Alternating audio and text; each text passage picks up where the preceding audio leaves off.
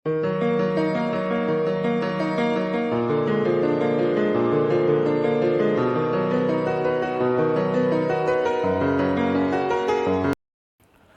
आप सभी को। मैं अभिषेक वर्मा स्वागत करता हूँ इस चैनल पर जिसका नाम है अभीज़ लाइब्रेरी।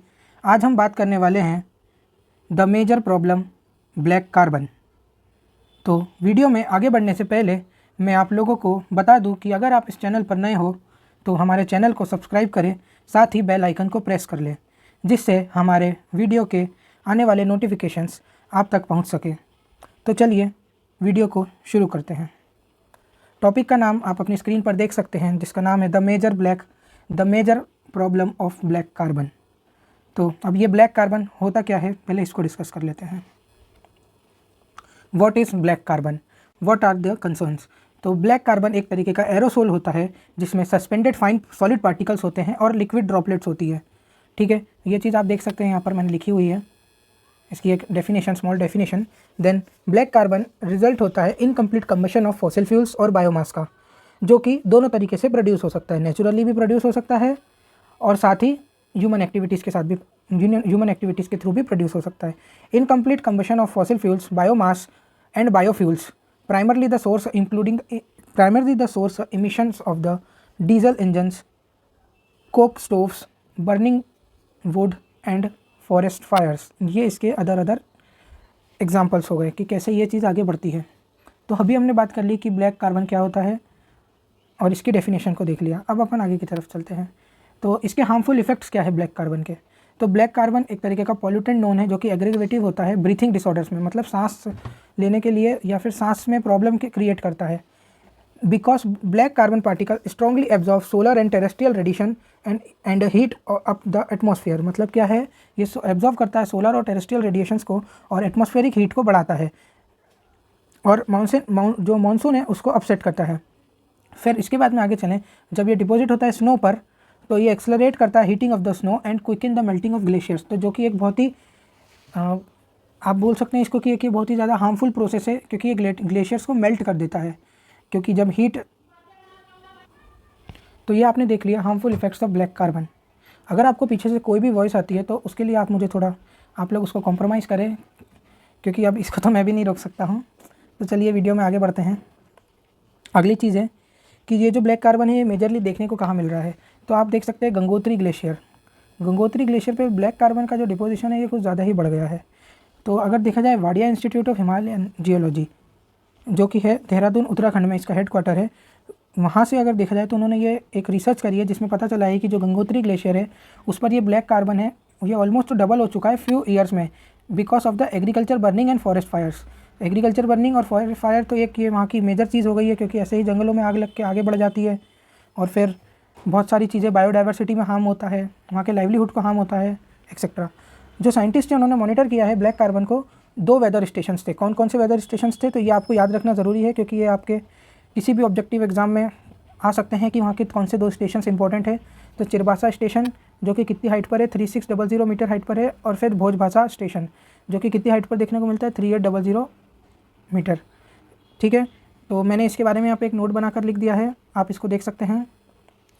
जो Wadia institute of Himalayan geology है इसके बारे में लिख दिया है कि कहाँ पर है, क्या है उसका चीज़ें एक्सेट्रा। आगे की तरफ अगर अपन बात करें तो सीजनल वेरिएशंस देखने को मिल रहे हैं अपने को। इसका मतलब ये है कि जो ब्लैक कार्बन इंक्रीज हो रही है समर मंथ्स में due to the varied factors. क्या है, जैसे जब समर का सीज़न आता है तो जो पेनिनसुलर इंडिया है और गैंगेटिक वाला एरिया है वहाँ पर क्या होता है, गर्मी बढ़ती है। तो इसके कारण क्या होता है, जो टूरिस्ट अट्रैक्शन है वो हिमालयन रीजन्स पर यहाँ पर जाने के लिए भागता है। तो इससे क्या हो रहा है, टूरिस्ट अट्रैक्शन हो रहा है। तो वो लोग जाते किससे, अपने व्हीकल से या जो भी है। तो उससे क्या होता है कि पॉल्यूशन क्रिएट होता है और वही ब्लैक कार्बन आकर के आइस पर जम रहा है और उसको मेल्ट करके, मतलब उसका जो मेल्टिंग पॉइंट है वो बढ़ा दे रहा है।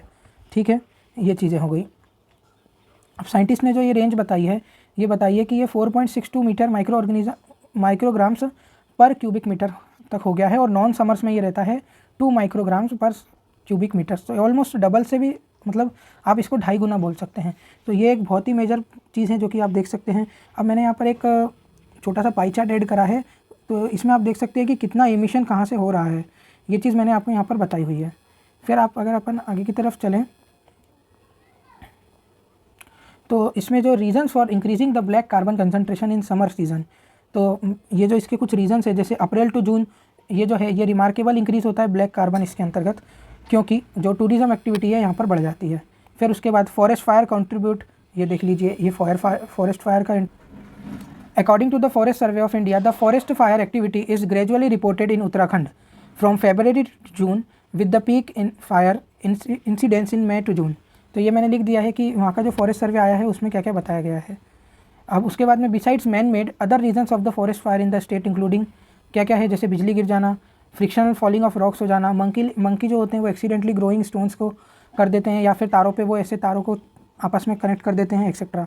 और यहाँ पर मैंने कुछ स्टैटिस्टिकल डाटा लिखा हुआ है कि फॉरेस्ट एरिया कितना है, डैमेज कितना हुआ है, और ये कहाँ है ये फॉर्मेशन, ये 2000 तक का देखा गया है।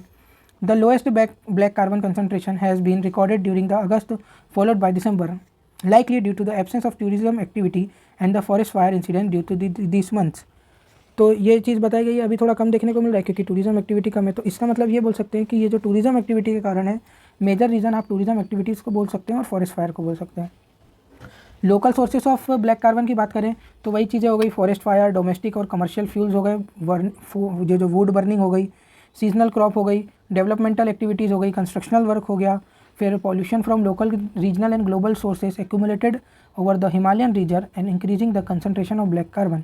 तो आपको यही बताया जा रहा है कि ये जो छोटी छोटी चीज़ें हैं, जैसे फॉरेस्ट फायर हो गया, डोमेस्टिक ये हो गया और कमर्शियल फ्यूलिंग हो गई, ये सारी चीज़ें इसमें आपको देखने को मिल रही है। ठीक है, इसके बाद में आगे की तरफ चलें अपन। तो how to reduce the black carbon, how to reduce, तो ज़्यादा से ज़्यादा पब्लिक ट्रांसपोर्ट यूज़ किया जाए।